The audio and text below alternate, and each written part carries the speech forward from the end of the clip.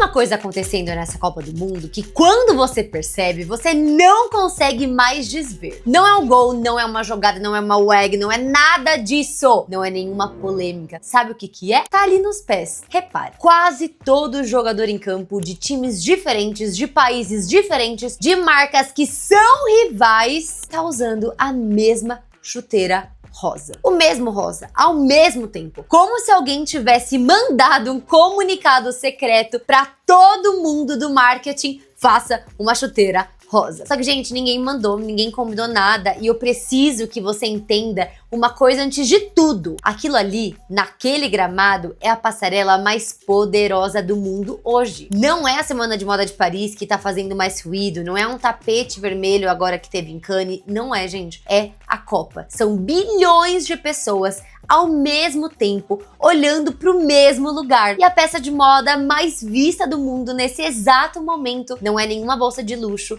não é nenhum vestido sofisticado, é uma chuteira. O objeto que aquele atleta usa para dizer para bilhões de pessoas: olha para mim, eu sou diferente. E é exatamente aí que mora a coisa mais perturbadora dessa história. Porque o objeto criado para ser o auge da distinção no maior palco do planeta Terra virou a prova mais cara que existe uma doença no nosso tempo. A doença de querer desesperadamente se destacar e acabar exatamente igual a todo mundo. E eu que fui modelo por mais de 15 anos, trabalhei dentro dessa máquina, né, e agora construí a minha própria marca de moda, eu entendo por que isso acontece, e hoje eu vou mostrar pra você como que uma chuteira rosa explica a moda inteira. E mais do que explicar a moda, tá? Explica o comportamento das pessoas e o que tá rolando hoje no nosso dia a dia. Então senta aqui comigo, aproveita, já pega um chazinho, uma aguinha, que esse vídeo vai ser longo, e eu tenho certeza absoluta que se você ficar comigo até o final, você sairá muito mais rico do que entrou, e eu tenho absoluta certeza que você não vai se arrepender. Então bora lá para mais um vídeo inteligente de moda comigo.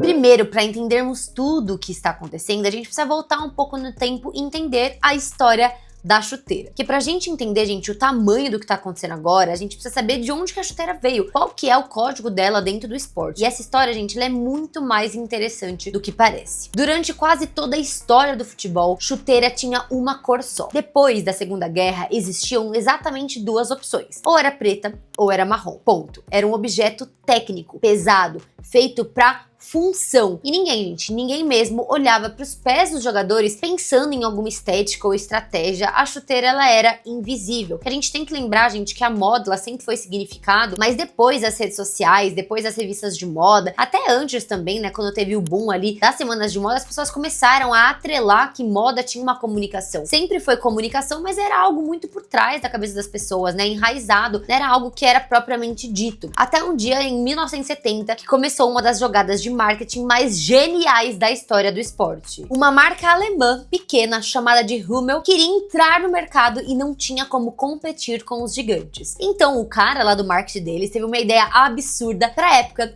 e se a gente fizer uma chuteira branca? Num mundo onde tudo era preto. Eles foram atrás de um dos jogadores mais famosos da Inglaterra, o Alan Ball, campeão do mundo em 1966, e pediram para ele entrar em campo de chuteira branca numa partida super importante. E tem um detalhe nessa história que eu amo, porque esse detalhe diz tudo. A chuteira branca que Hummel tinha não era boa suficiente pro Alan Ball. Ele não queria usar. Então, sabe o que eles fizeram? Eles pegaram a Adidas que ele já usava, pintaram de branco e desenharam o logo da Hummel por cima. Olha isso, gente. Era uma Adidas disfarçada. E foi assim, com uma chuteira pintada, que nasceu a primeira chuteira colorida da história. E o que aconteceu? Na segunda-feira, depois daquele jogo, a Hummel vendeu 12 mil pares, numa única manhã. Mais do que ela costumava vender em períodos inteiros. Um único homem ousando ser o único de branco num mar de preto, e o mundo enlouqueceu. Porque, gente, a diferença quando você se destaca é muito magnética, né? A gente é fisgado pelo que se destaca. Tanto que quando a gente fala que a curadoria, a personalidade, a experiência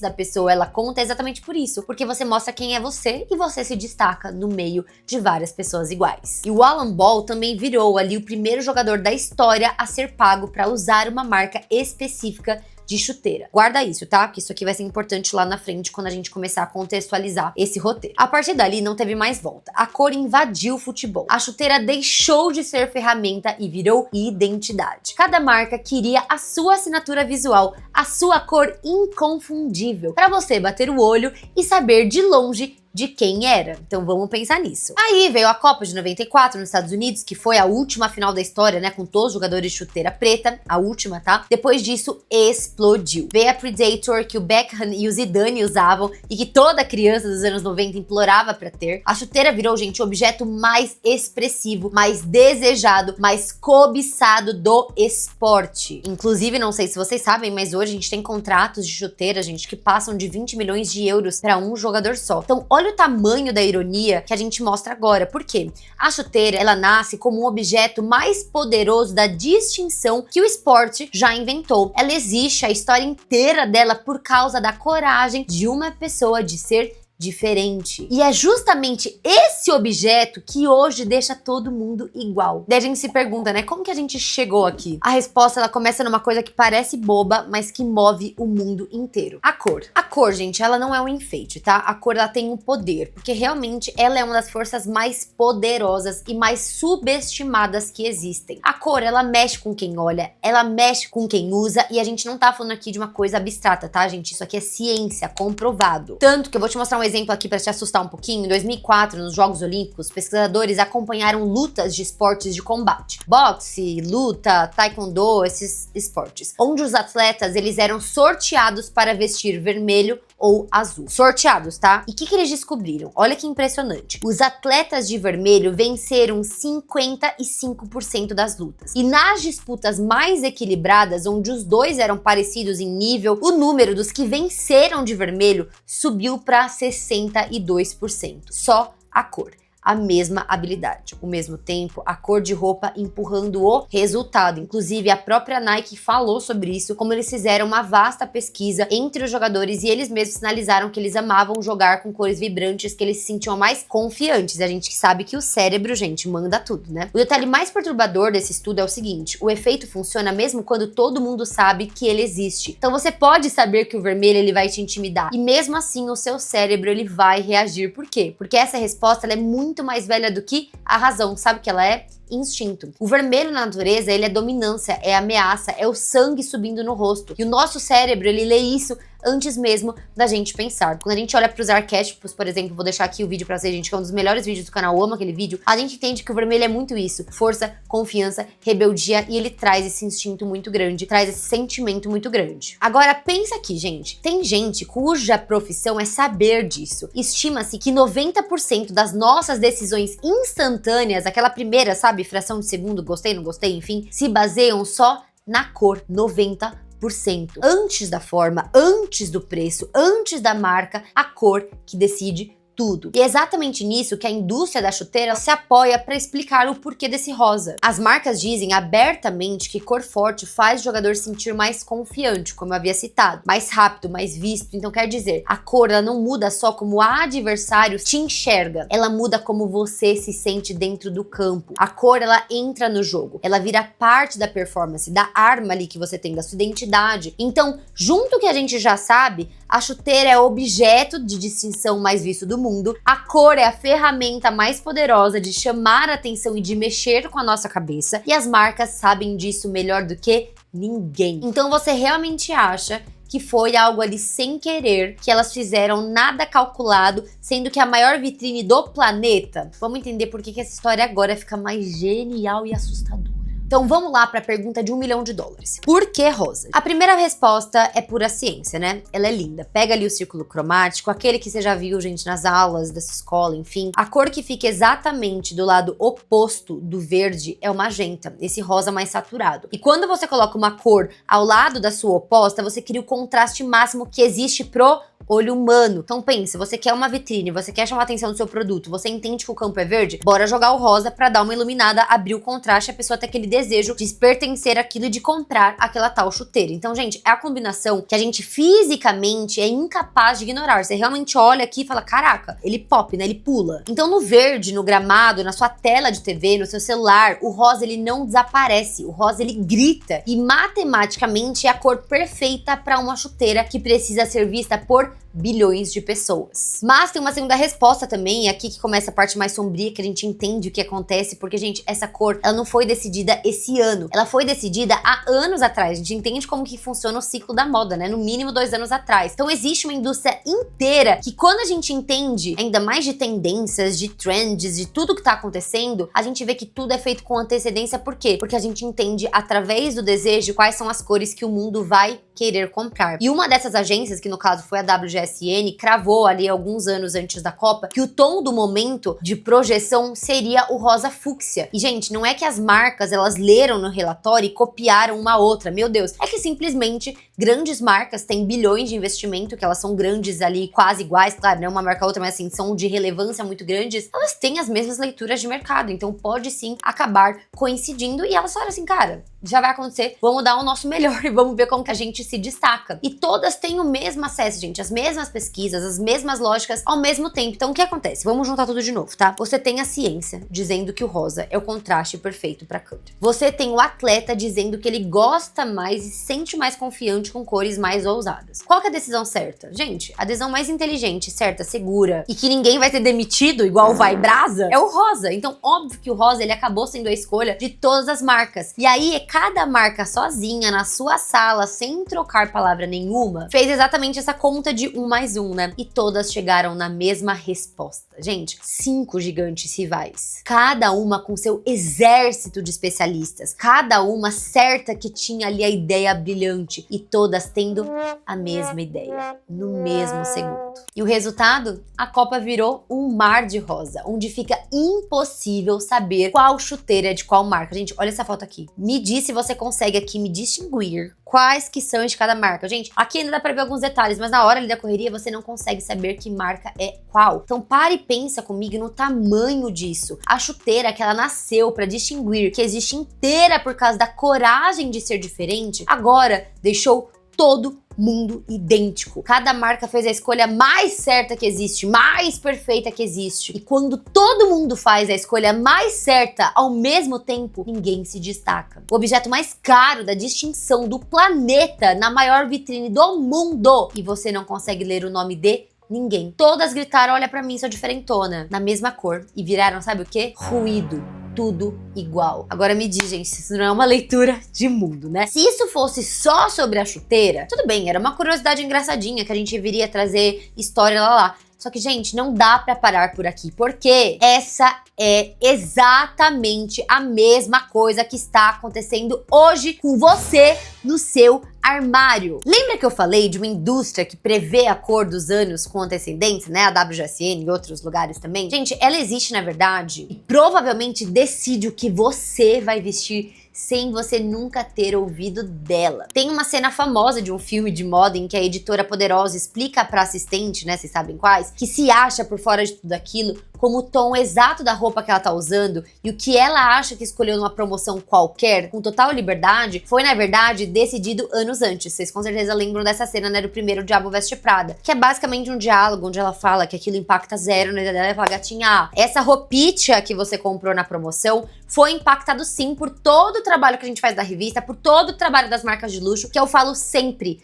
Não pensem que vocês não pertencem ao mercado de luxo porque você não consome, porque todos nós consumimos todos os dias o mercado de luxo. Ele que impacta todo o resto da cadeia. Então sim, gente, tudo que você escolhe, na verdade, foi decidido anos atrás por um grupo ali seleto de pessoas numa sala e desceu na passarela até cair na arara onde a gente compra as nossas roupas. Aquela cena, ela é ficção, só que o processo é 100% real e tem nome: previsão de tendência. O que eu faço, né, gente? O meu trabalho. Então, existe uma empresa fundada em 98, cujo trabalho é exatamente esse: prever com até 2 anos de antecedência quais cores, quais formas, quais tecidos, o que o mundo vai desejar. Inclusive, eles já ofereceram esse trabalho pra mim, gente, é bizarro, tá? Até até os protótipos eles têm das coisas, as cores. Gente, é insano, assim, é muito, muito, muito, muito legal mesmo. E eles fazem relatórios caríssimos para as maiores marcas do planeta. Quando eu falo caríssimo, gente, é 6 dígitos, tá? O precítio que custa. Então é a mesma lógica desse rosa da chuteira, você tá entendendo? A sua cor favorita do ano talvez tenha sido decidida numa reunião ali pequenininha, né?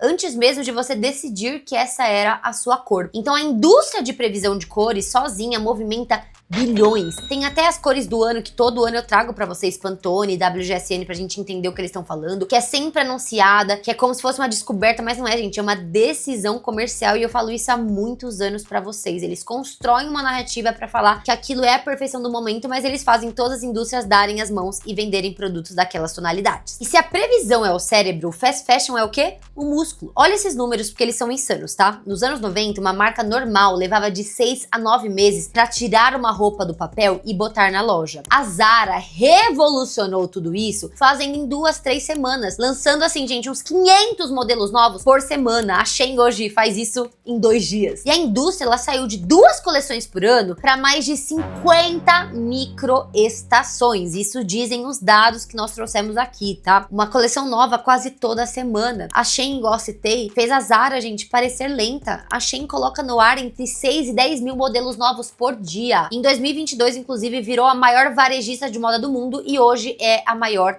marca do mundo, né? Ela não tem estilista criando do nada, ela tem um algoritmo que vasculha o TikTok e o Instagram em tempo real, vê quais são as estéticas que estão ali acelerando e produz aquilo em 5 dias. Gente, você tá entendendo o que isso fez? Você tá entendendo? A roupa, ela para de ser roupa, ela vira o quê? Conteúdo. Compra isso, shopping haul, parará, nasce, explode, satura, morre na velocidade ali de um vídeo viral. E a sua página, a sua For You, é a mesma máquina de previsão, só que de bolso, né? Te mostrando o desejo que está mostrando para milhões de pessoas ao mesmo tempo, no mesmo instante. Então você lembra do Clean Grow, do Quai Luxury, da Coquette, da Mob Wife, da Tomato Grow? Cada um deles foram vendidos como isso é super a sua cara, super sua personalidade. Cada um durando algumas semanas, cada um transformando milhões de pessoas na mesma pessoa, antes de mandar todas...